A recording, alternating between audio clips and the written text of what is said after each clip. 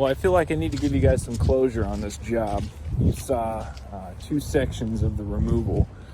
I grossly underbid it, so that's bad on my part. I thought we could get this all down on the ground in a day, and I think we've already taken away a bunch of the wood, so that was crazy to think something like that. It started snowing in the middle of the job. You can see the tracks coming out of here. It completely saturated the ground, and we had trouble getting all of our machines in here. But look at how beautiful this is. I mean, this is just amazing. I mean, like I always say, a video can't do it justice, but this is a monster piece of wood right here. And that is going to slab up just something crazy. But anyway, there's a couple of good slabs in this piece right here, one behind it on the ground. This one also has a couple of good slabs. But it was an excellent job as far as that goes. And don't judge me for all these saw marks. It's pretty obvious whoever did this, because I wasn't here for the final fall. The log buyer took care of this part with somebody he hired. But you can see the saw that they had was probably a little bit dull, but at the same time, when you look at some of the ways that this was cut, he didn't have a very long chainsaw. So he probably had, from the looks of it here, he probably had like a 36-inch chainsaw, which is enough to fall, you know, something that's 6 feet across, but you know, not ideal for what you want to do. Anyway, this is just like an aftermath shot of what a huge mess this is.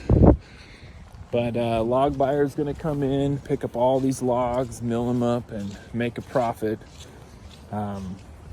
We did our best to keep the takedown costs low for the customer, but in our efforts to do that, because it's one of our customers, we tried our best to get everything cleaned up. I mean, there was just huge, if we would have not cleaned up all the brush that we did, it would just be a huge pile of brush, and then we had to cap it off at the end to keep it, because the more money it costs us to remove it, the less money the customer makes, and our customer needs money, so we're not trying to cut them out of any profit. And that's the important thing, is to try and make it as inexpensive for your customer as possible, and that's going to help them get something out of it. But these ruts are going to get worse as they come in for that big piece of wood, and there's, you know, still a little bit of stuff left to clean up, but that would have cost more than our original estimate.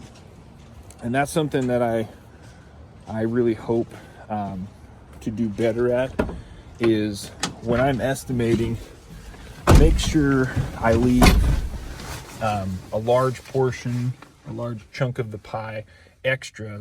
There's always something's going to come up, like us getting stuck. That's going to happen almost every time. You're going to get stuck, you're going to break a tool, something's going to happen. In this situation, we should have got it down in a day, but our problem was our bucket truck is only a 55 foot to the deck, so where we needed to be was probably 65 feet. And so that's something to take into consideration too. If I'm going to buy a bucket truck, which I don't own one, when I do get one, I think I would go for a longer bucket, just so that way I can get to these bigger jobs and not have something like this happen again. And you're really going to pay the same. You're going to pay a little bit more for the taller bucket, but you might buy a little bit older truck. You know, it all can work out pretty well to be about the same price.